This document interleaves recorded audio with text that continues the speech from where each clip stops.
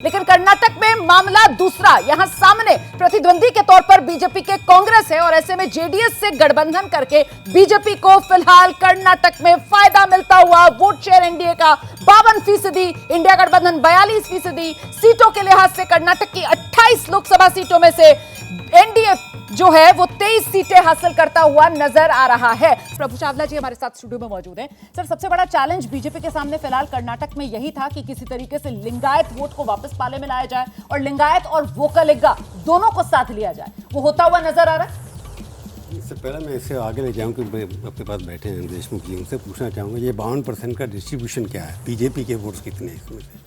आप कर्नाटक के लिए बोल रहे हैं? कर्नाटक उसमें बीजेपी मतलब चूंकि गठबंधन की तरह लड़ रहे हैं तो 52% में अप्रॉक्सीमेटली आप मान के चलिए 45% 46% बीजेपी के पास से पड़े, क्योंकि तीन ही सीट पे दावेदारी, क्योंकि आपका जो रिजल्ट बता रहा है कि 21 और 2 सीट का है आंकलन। उनकी 100% विक्ट्री हो रही है ना जेडीयू जी अप्रॉक्सीमेटली वही है। तो और 21 और 2 बीजेपी के 4% के लगभग वोट कम हुए हैं अगर आपके हिसाब से चलें।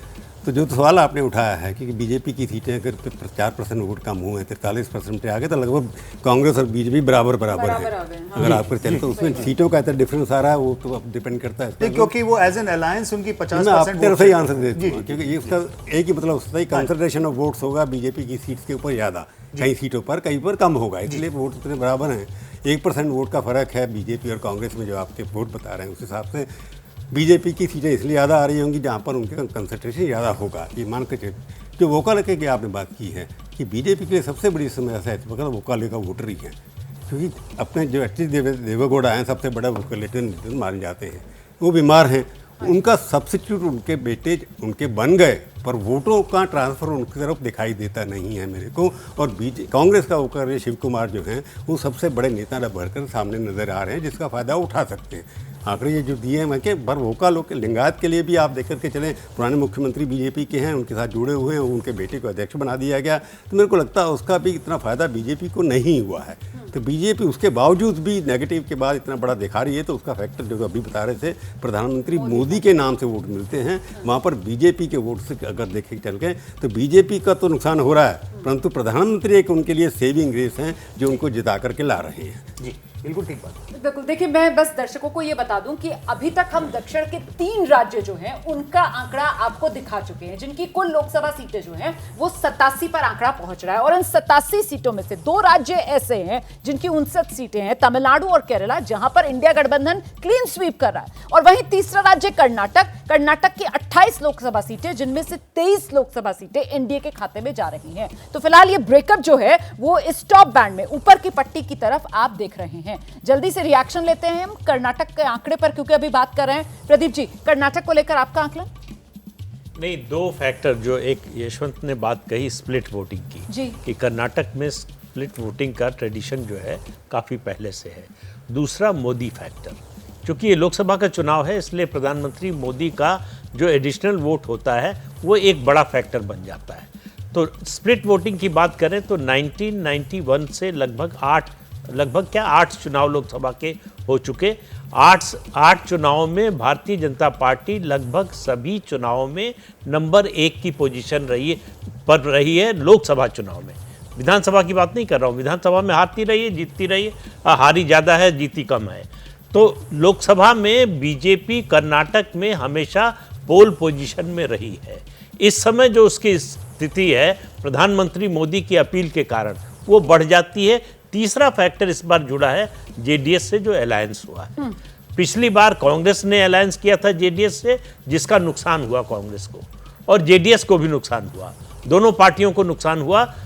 उसका फायदा उठाया बीजेपी ने। इस बार बीजेपी ने, जो यशवंत ने बात कही शुरू में, कि अपने लॉसेस कम करने के लिए जेडीएस से अलायंस किया।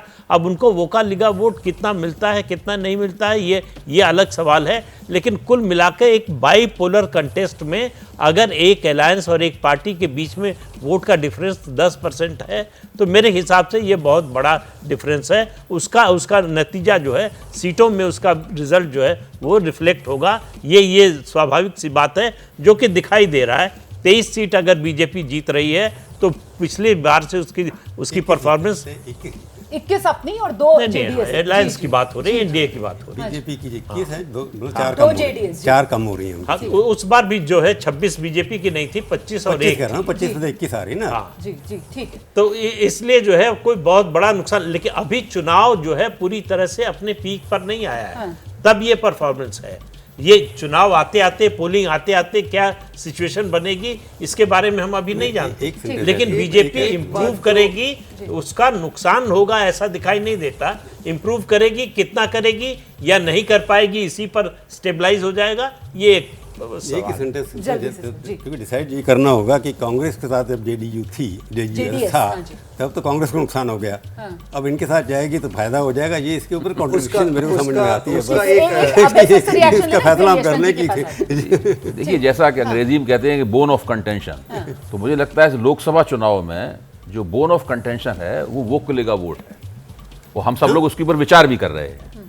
ये जो अभी आदरणीय प्रभु चावला ने कहा ना कि जब कांग्रेस के साथ गई थी तो नुकसान हो गया था, भाजपा के साथ आएंगे तो उसका फायदा हो जाएगा, इसकी क्या गारंटी होगी? विधानसभा चुनाव में अगर आप देखें तो कांग्रेस ने भाजपा से कुछ लिंगायत वोट छीना था और देवगौड़ा से काफी सारा वोकलेगा वोट छीन लिया डीके शिव कुमार। हाँ, और इस वक्त जो जेडीएस जो देवगौड़ा की पार्टी है उसके नेतृत्व का ग्राफ नीचे जा रहा है वोकले गांव में, जबकि कांग्रेस के जो डीके शिव कुमार हैं उनके नेतृत्व का ग्राफ ऊपर जा रहा है। इस बात को आमतौर पर लोग मानते हैं, अब हकीकत क्या है मैं ये गारंटी से नहीं कह सकता कि वो ऊपर जा रहा है। तो ऐसी हालत में ये मान लेना कि वोकले गांव के सारे वोट गठजोड़ भाजपा में जेडीएस की चले जाएंगे, मुझे लगता है थोड़ा सा अनुचित है ये। मैं कोई जो सर्वे के जो आंकड़े हैं उनके साथ, आपका कहना सही है, उनके साथ वो नहीं कर रहा हूं। देखिए, वो हो सकता है ऐसा हो, लेकिन ये एक मसला है। थोड़ा सा ये समझना जरूरी है कि जो दक्षिण कर्नाटका जिसे आप कहते हैं, जिसे ओल्ड मैसूर रीजन कहा जाता है,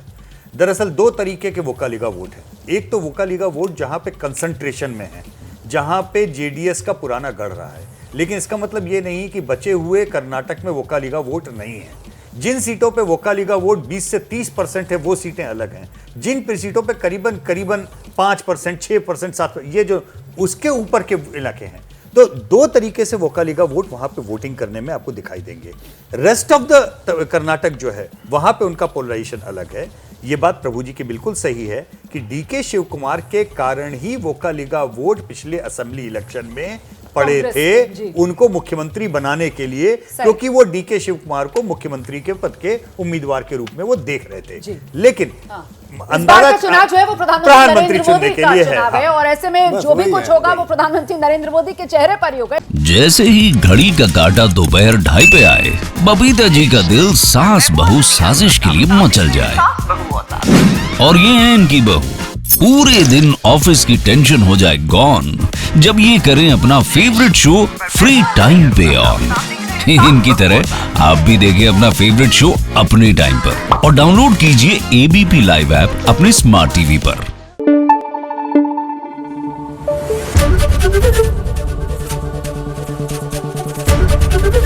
एबीपी न्यूज आपको रखे आगे।